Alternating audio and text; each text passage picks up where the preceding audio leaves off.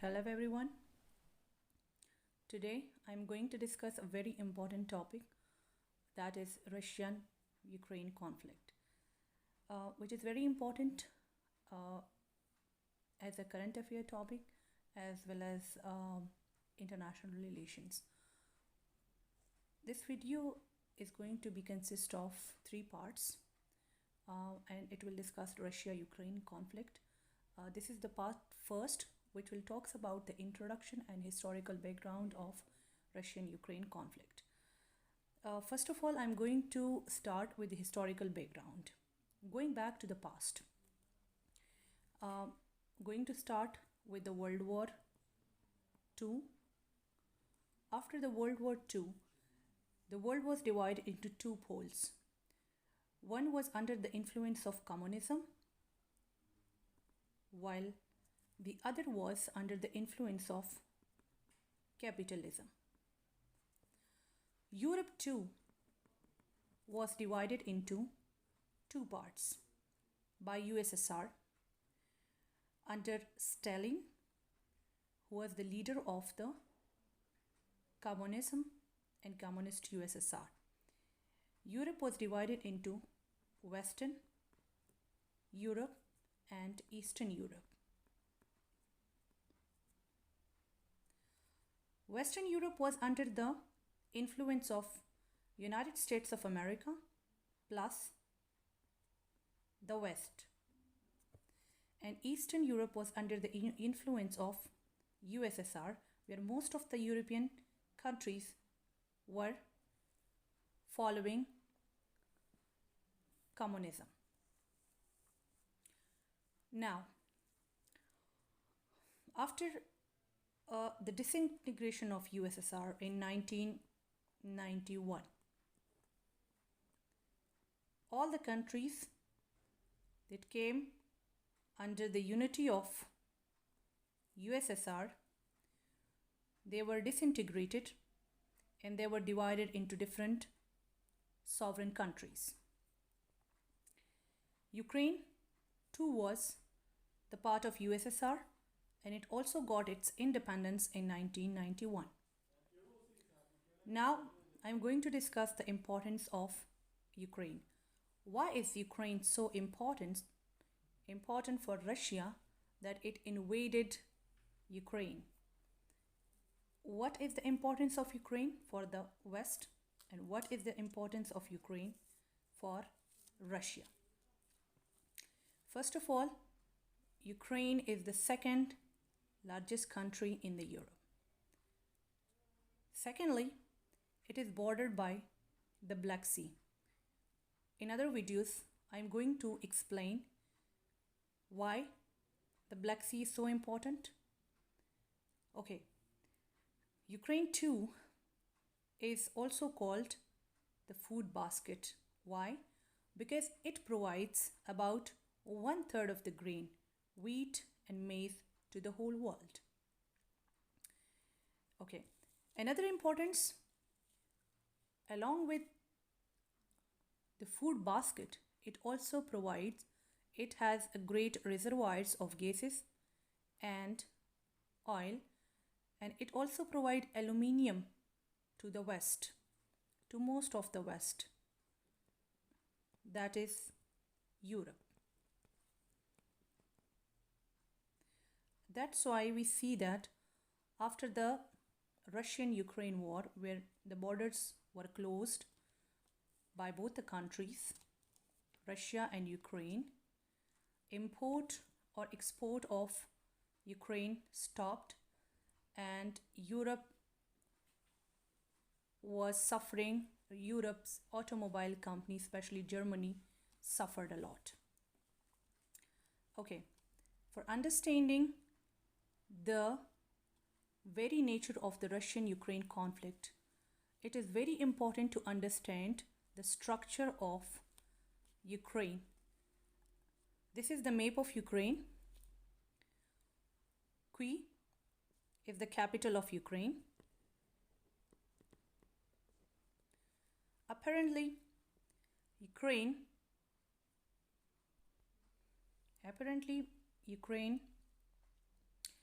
is divided into, just like other countries, it has a central part, central Ukraine, eastern part, eastern Ukraine, and the western part. Because the eastern part of the Ukraine is with proximity to Russia,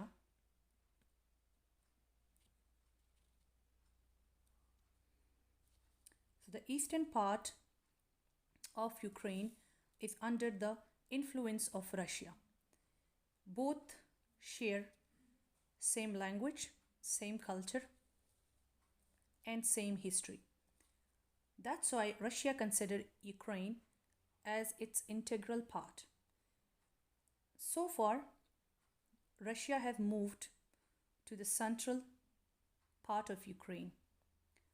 Since it has invaded Ukraine, it's been a year. Russia and Ukraine conflict has been going on. Luhansk and Donetsk, these two parts are already under the occupation of Russian army. Coming back to this part, which is called Crimea, back in 2014, Crimea was annexed by Russia. Ukraine is surrounded by the Eastern Europe, Slovakia, Hungary, Romania, Poland at its western, and Belarus at its northern side. There are other countries too. This part of the Ukraine is western, and until this, the central. The western and central Ukraine are under the influence of Europe. So most of the people living over here, central part and in the western part of Ukraine, they are under the influence of Europe, and they want good relationship with Europe, and they want to join European Union in order to get economic progress and economic development of Ukraine.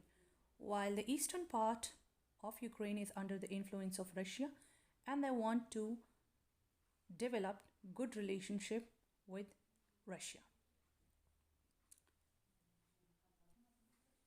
Coming to the political background and political situation of Ukraine and Russia.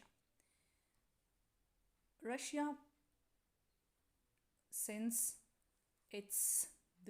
Vladimir Putin became the president of Russia, it has always been vying for and considering Ukraine as its integral part. In 2010, President Viktor Fedorovich became the fourth president of Ukraine. Why is he important to be discussed? Because he was a pro-Russian president, and at the same time the president was pro-Russian while the parliament was pro-European. He wants to develop good relationship with Russia, and that's why he has maintained and developed relationship with Russia in many areas like defense and natural resources. While the parliament was a pro-European and it wants to develop economic relationship with European Union and joining the EU. European Union is an organization of the whole European countries. 27 It has 27 members. They believe in economic interdependence, and sovereignty for them is limited to political and economic interdependence. Borders are their borders are open to each other and without any visas. Members of European Union can have jobs and can move freely to any other member of European Union. Okay. In 2013, Russia covertly supported armed uprising in central and southeast Ukraine. There was a huge public protests, and that in turn resulted in the removal of the President Viktor Fedorovich. The president was removed. There was uncertainty, there was political instability, and in 2014, Russia annexed Crimea. After the annexation, uh, because Russia was the part of G8, the G8 um, organization was renamed as G7 and Russia was removed. Plus, Russia was also brought under the economic sanction in international community. Now, I hope you understand the political situation of Ukraine and how the political situation shaped the future of Ukraine towards joining European Union and or joining Russia. Russia considered Ukraine as its integral part. Why? Because it says they share same language, same history and culture. Why Russia doesn't want Ukraine to join EU? Because Ukraine has already joined and deal multi-billion deals with European Union. It has signed different deals with European Union because it wants to join European Union. Being a very important country, European Union and the whole Europe wants Ukraine to be its part.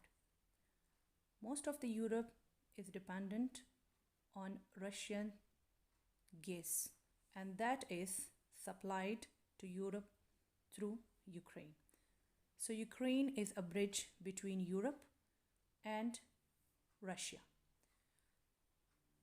Russia doesn't want to lose control of Ukraine because of its importance.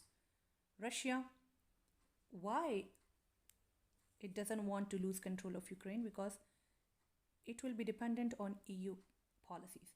Once Ukraine join European Union, and in turn Ukraine is the bridge between Russia and Europe, Russia will have to comply with EU policies. And Russia doesn't want to be under the influence of the West, US, and European Union. Another important aspect that Russia explains to be the cause of its invasion of Ukraine is NATO expansion. So there are two aspects in general. One is economic and the other is military. NATO expansion is the most important aspect of this conflict. According to Vladimir Putin, while giving interview to a news channel, he said, "We didn't come to the borders of US or UK. You came to us." Russia consider Ukraine and its surrounding its circle of influence, and it doesn't want US or UK and the West to come and to encircle Russia and to spoil its circle of influence. That's why NATO expansion is also one of the most important part, one of the most important part as well as one of the most important aspect of this situation. I hope you like the video. For more content like this, you can suggest and comment in the comment section. Thank you.